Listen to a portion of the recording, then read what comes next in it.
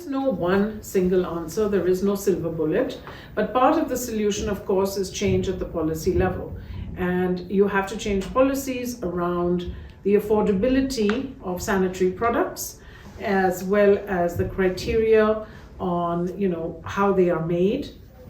Second, you have to change policy around how water and sanitation facilities, whether private or public, have to be built. And you have to also worry about workplace policies that recognize the needs of menstruating and menopausal women. And finally, there does need to be a lot more information awareness and inclusion of menstruation work in policies and programs. So some governments are now distributing free sanitary pads. And in 2020, Scotland, for instance, became the first country to commit to providing menstrual products to all women who need them.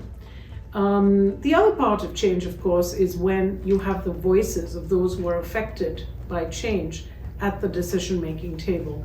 So we do believe that it's very important for the voices of women and girls to be involved in all stages: planning, design, as well as implementation of products and projects. So you really do need to have inclusive policy making that includes women and girls in all of their diverse forms. And we know that when women drive that kind of change, it can really benefit everyone.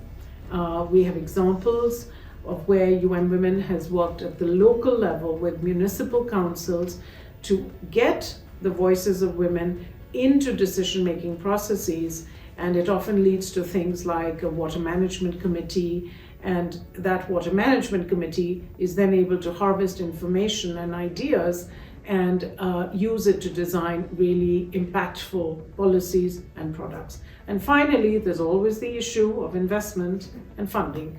There just isn't enough funding going to this area of work, and overall funding levels for menstrual hygiene are pretty small when you look at overall needs. And so I have to say that part of the game-changing solutions has got to be to find ways to drive more funding to this agenda and driving a more market-oriented approach to the problem.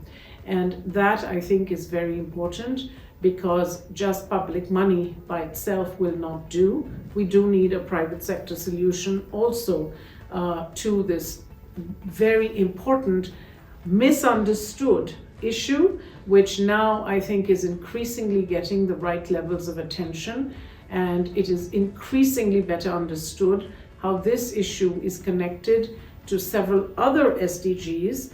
And that is why I'm hopeful that we will begin to see the kinds of investments, the kinds of information, and the kinds of interest in this topic that is much needed to drive really significant change.